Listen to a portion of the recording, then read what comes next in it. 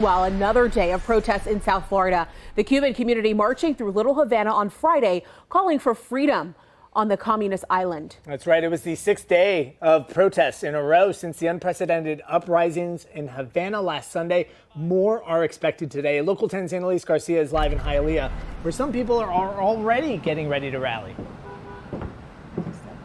Andrew, Alex, these protests have been going on for days now. Now they're meeting here around 10:30. We've already seen people showing up with their Cuban flag shirts and things like that, their flags in their hands. Take a look behind me. You can see some police officers, Hialeah police officers lining up.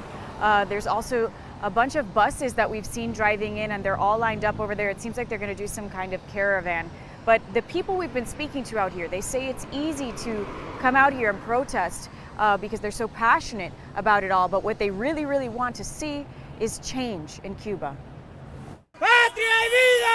Freedom for Cuba. That's why Cuban Americans across South Florida have been taking to the streets for the last 6 days in a show of support for the people of Cuba now going through a humanitarian crisis.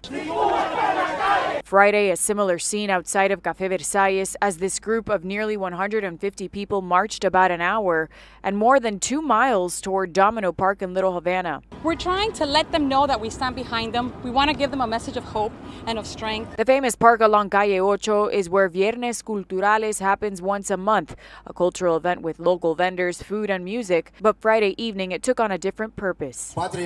Homeland and life. It's very easy to stand and say, we're with you, we want to help you, but if there's no action that takes place by our government, by other governments, the UN, nothing's going to happen. Eduardo Moya with Lifestyle Miami, along with other organizers, planned the protest. The hope is that the gatherings we have seen all week long will prompt change on the island nation that will ultimately free its people. We just kind of want to show them that the fight is on this side as well too. It's not just them over there, and continue to support them in any way that we can.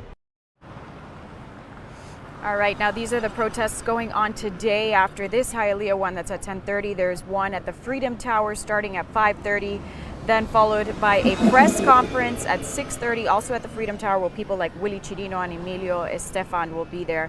That'll also be on Facebook Live. You just have to search the words Cuba Decide. Also one happening by boat. Some people are heading out by boat to Biscayne Bay.